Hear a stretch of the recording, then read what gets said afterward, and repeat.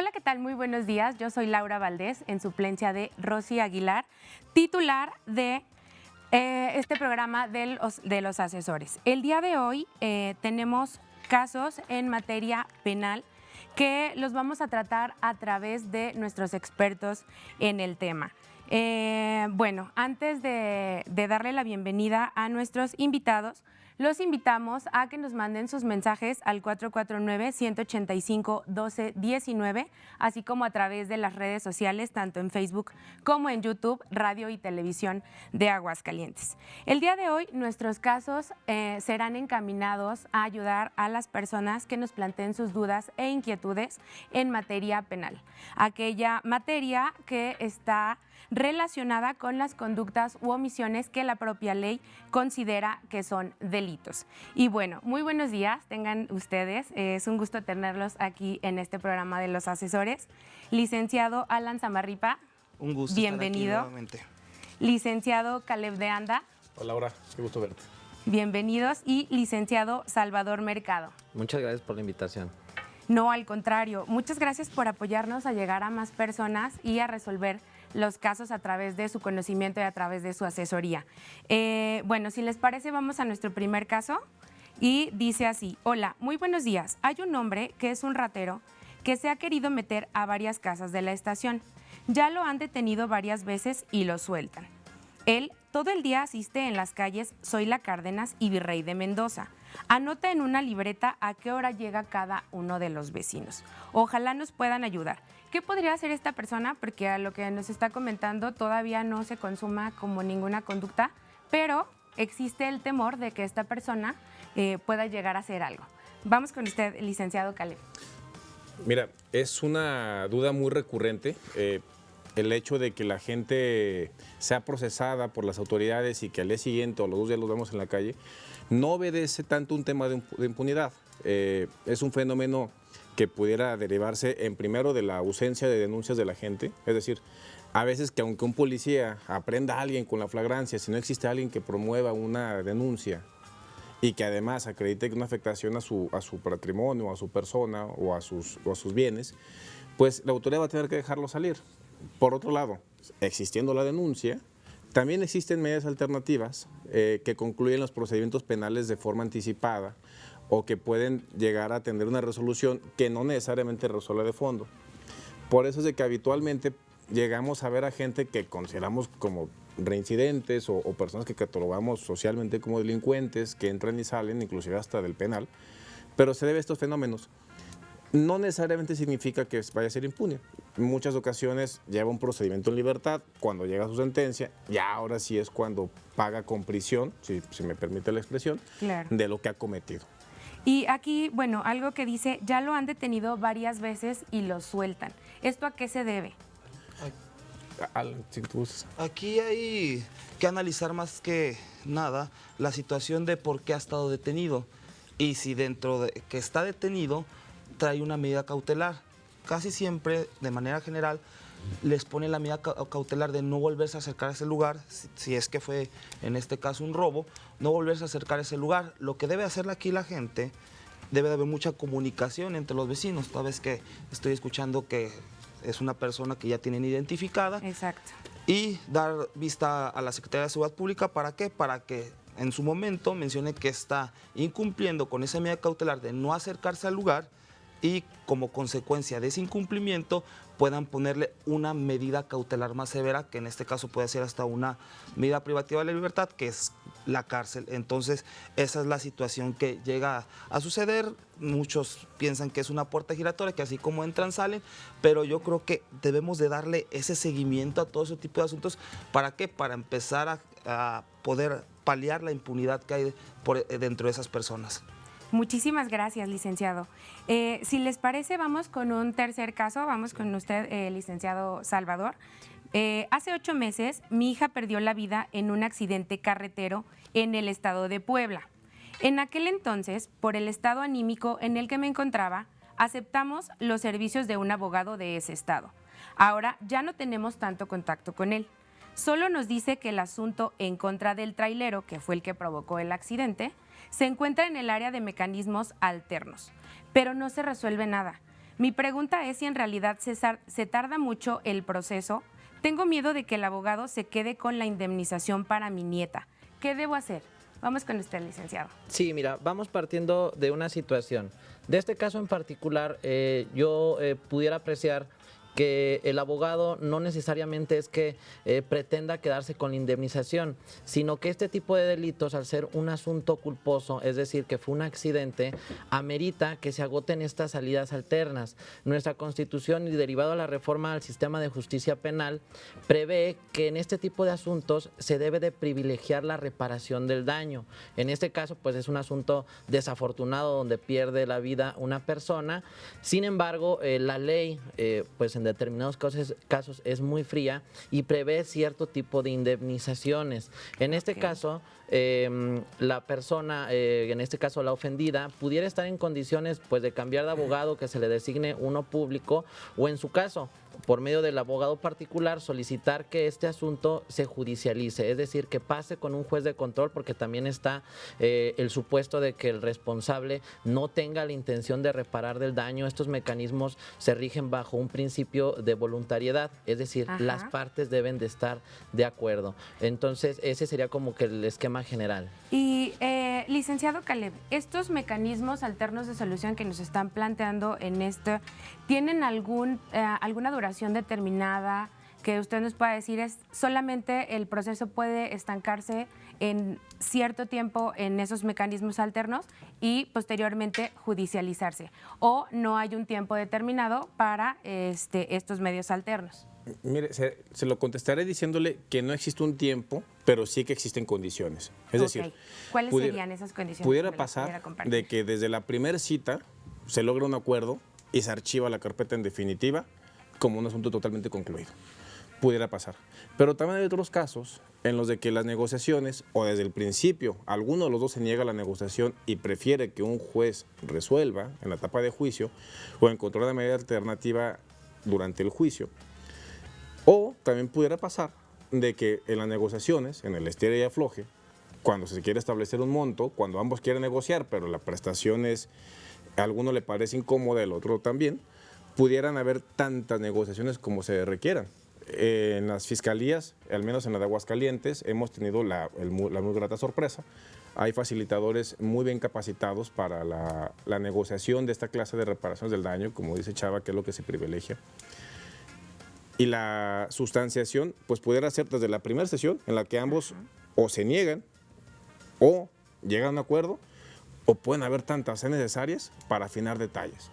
Me ha pasado en la experiencia que hemos tenido hasta 18 negociaciones para culminar en una donde ya se cierra. Este delito que aquí nos está planteando en el caso 2, ¿es susceptible de un mecanismo alterno de solución? Sí, por completo. En todos los delitos en los que se admite el perdón legal, se puede pactar inclusive la reparación del daño. Es decir, no necesariamente lo que indica la ley como reparación del daño se tiene que pagar al 100%. Si quien está facultado para otorgar el perdón legal le convence lo que ofrece el deudor o el imputado, pues pudieran pactarlo. Por ejemplo, en el delito de homicidio, la Ley Federal del Trabajo lo prevé y pueden haber indemnizaciones de más de 800,000 pesos y varían según los ingresos de la víctima. Así que pudieran acordar cualquier monto y sería aceptado por la autoridad. Ok. Licenciado Alan, justamente en este tema de la indemnización, ¿cuándo es susceptible de que haya una indemnización o no? Porque entiendo que aquí en el accidente la persona perdió la vida, entonces no sé si la ley únicamente se limite a sancionar a esta persona o si en el caso, como dice esta persona, que al parecer es la abuelita, que su nieta tiene derecho a una indemnización. ¿Esto es correcto? Sí, claro. Toda persona que resiente un delito, en este caso que tiene la calidad ya sea de víctima o de ofendido, tiene un derecho que está consagrado en nuestra Constitución, que es la reparación del daño. Okay. En este caso que nos comentan que es un homicidio culposo, hay una indemnización que se basa en la Ley Federal del Trabajo, que en este caso son 5,000 días de salario mínimo, me imagino por ya ser una menor edad, no tenía un salario determinado y esa es la situación. Cualquier persona que resienta un delito tiene ese derecho humano a una reparación del daño integral, que es integral, que también, y creo que muchas veces se omite, es hasta la reparación del daño psicológico Claro. que se causó por la comisión de ese delito, el pago de un daño moral, que es lo que muchas veces se omite y solamente dicen, solamente rezarse el daño. No, o sea, también tenemos que ver la parte de la reparación del daño moral y reparación del daño psicológico, que al cometerse un delito siempre tiene que ir de la mano. Muy bien, muchas gracias. Enseguida regresamos justamente con este caso. Vamos a un corte y regresamos con más de los asesores.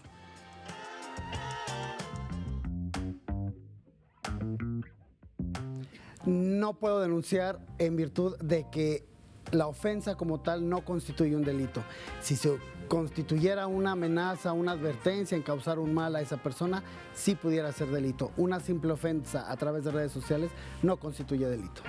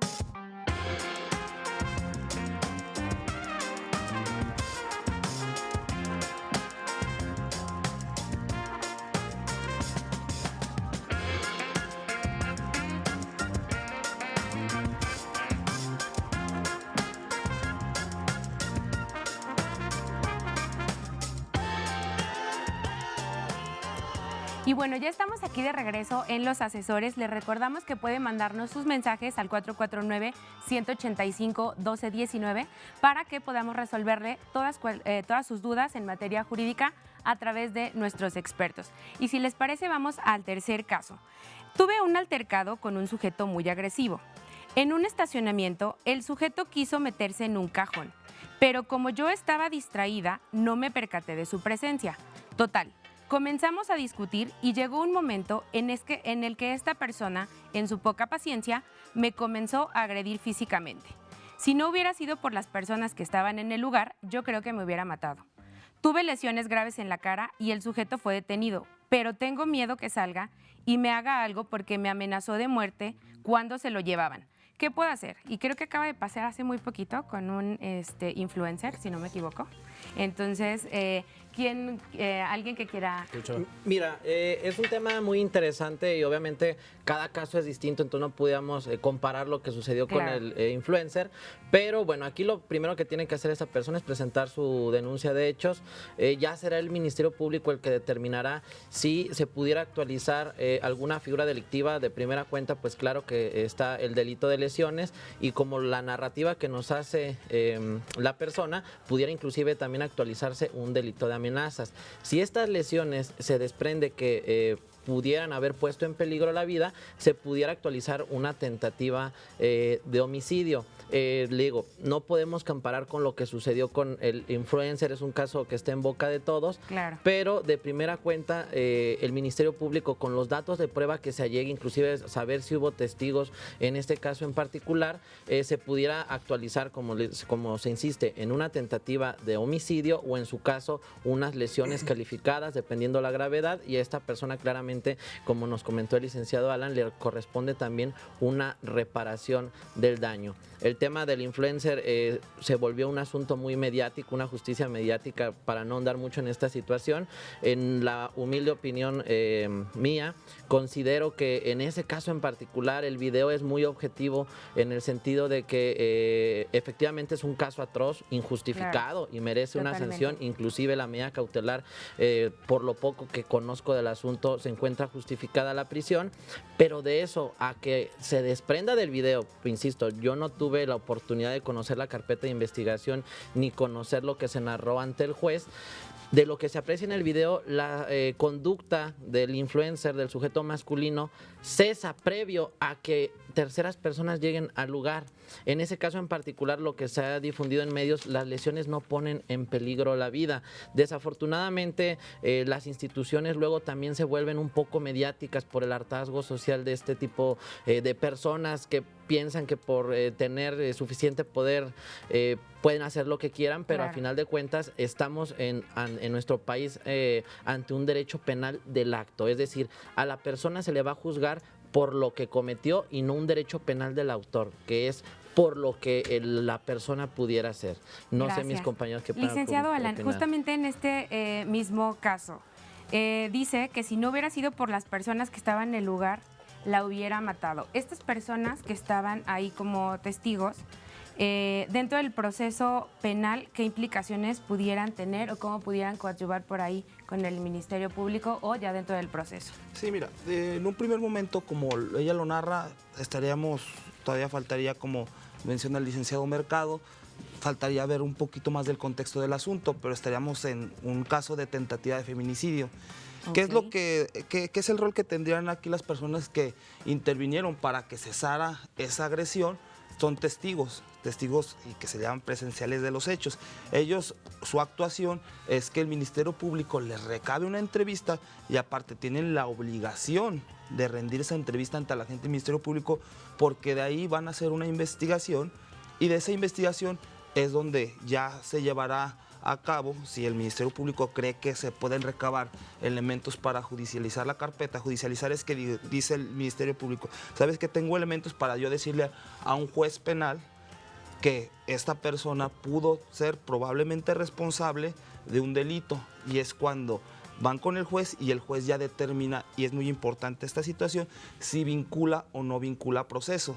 ¿Qué quiere decir? ¿Nos podría explicar un poquito eso de la vinculación a proceso? Y es muy importante mencionarlo porque este cambio de sistema que nos ha traído, la gente se quedó muy atasada con el auto de formal prisión.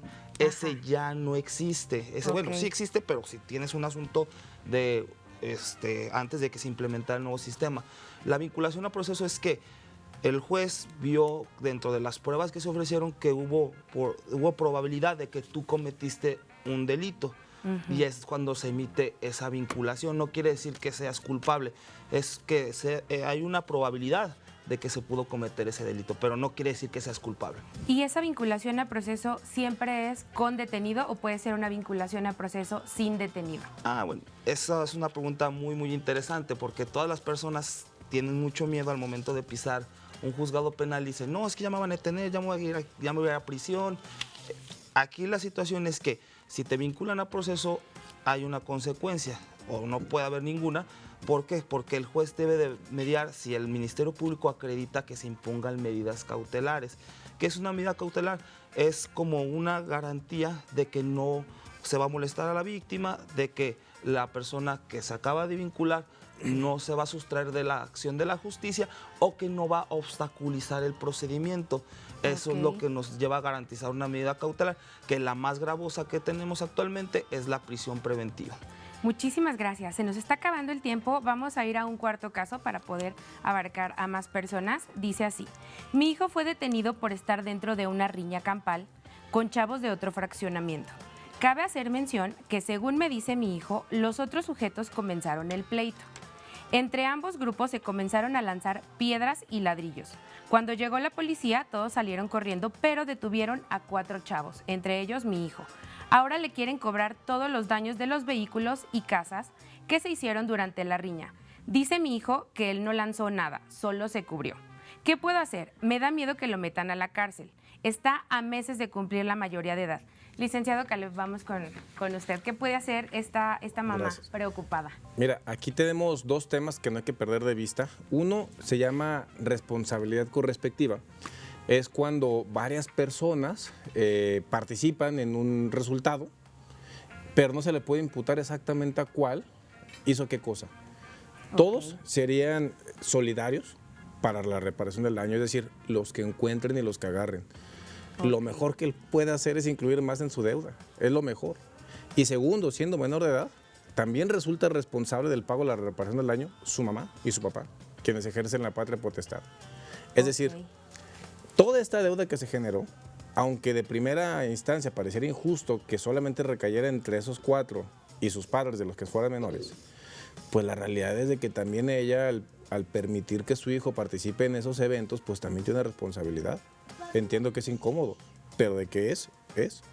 Y en cuanto a qué puede pasar ahí, pues bueno, que él demuestre que solamente ocasionó uno solo de los daños, pero estuvo dentro de la pela campal, pues entiende que las víctimas directas del daño en las cosas, pues ellos no van a poder identificar ni individualizar a cada uno de ellos. Si hay una probabilidad de que él participó, pues él es responsable correspectivo junto con el resto, ¿no? ¿Se puede determinar en una riña o es determinable la participación de cada uno o en las riñas van ahora sí que todos, como usted decía, con esa responsabilidad solidaria? Vamos con usted, licenciado. Cada caso es distinto. Si efectivamente hay testigos que puedan determinar tal persona realizó tal conducta y esa conducta generó tal afectación, se le puede atribuir de manera directa a esa persona. En el supuesto que expone el licenciado Caleb, es complicado determinar qué persona fue la que realizó determinada conducta y determinó cierta afectación. Entonces, cada caso en particular se tendría que valorar si hay elementos, hay cámaras, hay testigos o alguna otra circunstancia que pudiera establecer esta circunstancia en particular. Gracias. Otra cosa que, me llama aquí es lo de la mayoría de edad. Vamos con usted, licenciado Alan. Dice que está a meses de cumplir la mayoría de edad. Entonces, si es en este supuesto que la conducta se cometió aún siendo menor de edad, ¿cómo sería, y ya en el proceso va a cumplir la mayoría, cómo sería procesado, cómo sería juzgado? Esta es una pregunta muy recurrente, más cuando tenemos clientes que tienen 17 años, 10 meses y que pues están siendo investigados y es que va a cumplir la mayoría de edad, en caso de que me ponga una medida restrictiva de la libertad, voy a ir a hacer eso. No. Aquí la situación es, él tiene que ser juzgado como adolescente. Así tuviera 25, 30 años, él tiene que ser juzgado por un juez en materia de adolescentes. Y tiene que ser sancionado como adolescente, bajo una ley de adolescentes. Entonces, aquí no importa que él cumpla la mayoría de edad, él tiene que seguir su proceso como adolescente. Es decir, es en virtud de que la conducta se realizó cuando aún era adolescente o que hay que considerar precisamente para que sea juzgado como adolescente. Sí, en este caso la conducta delictiva la causó cuando él era adolescente y no importa que sea mayor de edad, él también en su momento, si llegaran a ponerle una medida restrictiva de su libertad, tendría que ser ahí en el centro de integración de adolescentes, y no podría ser en el Cerezo, que es lo que muchas mamás temen cuando dicen, es que mi hijo ya es mayor de edad, lo van a mandar. No, él tiene que todo su proceso Como hacerlo adolescente. como adolescente. La misma Ley Nacional de Adolescentes lo marca de esa manera. Bueno, pues muchísimas gracias, se nos acabó el tiempo. Los teléfonos de nuestros asesores ya están apareciendo en pantalla, así que si usted quiere resolver alguna duda o quiere una asesoría por parte de nuestros expertos, lo invitamos a que les marque. Y bueno, para nosotros fue un placer estar aquí con ustedes en una emisión más de Los Asesores. Agradecemos muchísimo su presencia, su conocimiento y toda esta asesoría que nos transmitieron el día de hoy. Y lo esperamos la próxima semana en una emisión más de Los Asesores. Muchas gracias, que tenga muy bonito día.